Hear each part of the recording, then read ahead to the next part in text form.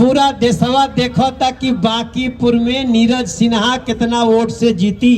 नीरज सिन्हा कौन है? एक ऐसा कार्यकर्ता जिसको अभी भी विश्वास दिलाना पड़ रहा है कि भाई तुम ही विधायक के प्रत्याशी हो, तुम ही हो। ये चुनाव तो बांकीपुर विधानसभा का उपचुनाव है, लेकिन सही मायने में ये बिहार का बहुत बड़ा प्रभाव स्थापित करने वाला चुनाव है। मनोज तिवारी को बताने की जरूरत नहीं है कि मैं क्यों आया हूं, सबको मालूम है। तो अपनी बहनों को, बड़े भाइयों को, छोटे भाइयों को, युवाओं को, छात्रों को और मीडिया के अपने साथियों को भी मैं अभिनंदन करता हूं, नमस्कार करता हूं। दोस्तों, लोग कह रहे हैं कि अरे ये तो एक ठो चुनाव है, भाजपा तो जीती जाती है, क्या बात है, कोई ऐसी बड़ी बात नहीं। लेकिन मैं इससे अलग सोचता हूं। प्रमोद भाई साहब, हमारे दृष्टि में ये चुनाव अब तक का सबसे बड़ा चुनाव है जो उपचुनाव बांकीपुर का होने वाला है। अब आप सोचेंगे कि मनोज तिवारी इतनी बड़ी बात क्यों बोल रहा है? हे मेरे बांकीपुर विधानसभा के भाई बहन, ये चुनाव इसलिए बहुत आवश्यक है, इसके तासीर को समझना, महत्व को समझना, क्योंकि इसमें 3-4 बहुत यूनिक बातें हैं, बहुत अलग बातें हैं जो हर चुनाव में नहीं होता है। ये चुनाव तो बांकीपुर विधानसभा का उपचुनाव है, लेकिन सही मायने में ये बिहार का बहुत बड़ा प्रभाव स्थापित करने वाला चुनाव है। यहाँ का विधायक पहले कौन होते थे? थोड़ा जोर से बोलो, कौन होते थे? नितिन नवीन जी होते थे।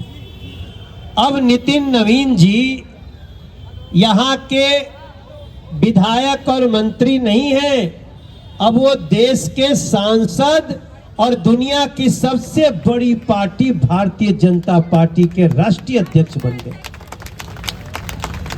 नितिन नवीन जी का राष्ट्रीय अध्यक्ष बनना बांकीपुर के लिए कितना गौरव की बात है, ये मनोजवा के भाषा से समझ में ना आई।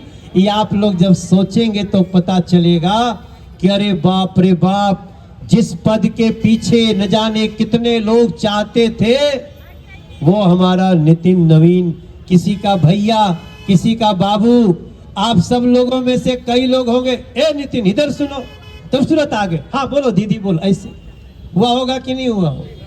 और आज उनको हमारे देश ही नहीं दुनिया का सबसे मजबूत नेता नरेंद्र मोदी कहते हैं, ये नितिन नवीन जी अब हमारे बॉस हैं।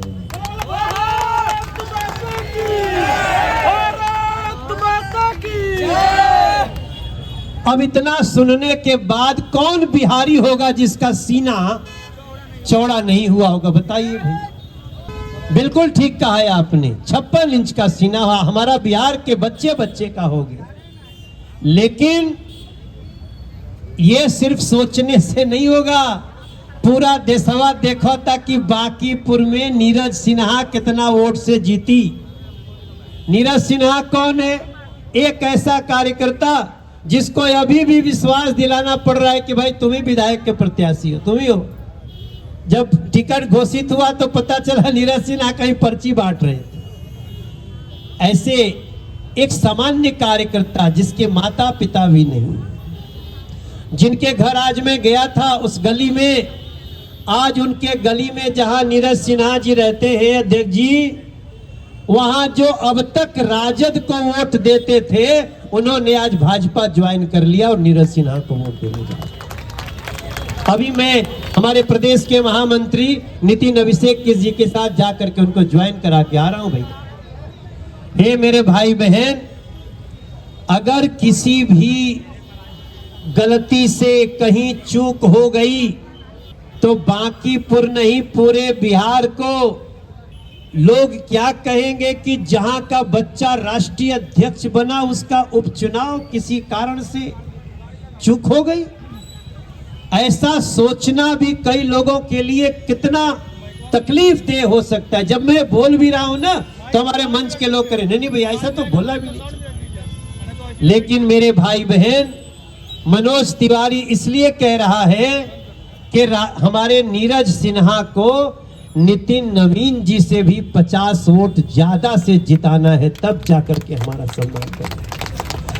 हमको कहा जाता है कि अरे बांकीपुर में लोग बहुत ज्यादा वोट देने निकलते नहीं है, सब बोलते रहे भाजपा तो जीती जाए। भैया मेरे, बहन मेरे, दीदी मेरे, युवाओं मेरे, ऐसा मत करना, क्योंकि मैं तो मनोज तिवारी हूं। मेरा तो परिचय क्या है? मेरा परिचय है हो जिया हो बिहार के लाल। हमको जानते हैं कि नहीं आप? जब आप लोग के मनोज तिवारी की याद आवत हुई तो पहले तो गाना याद आता होगा, हो जिया हो बिहार के लाल, और दूसरे नंबर पे याद आता होगा तो क्या, हर माटी को सोना करने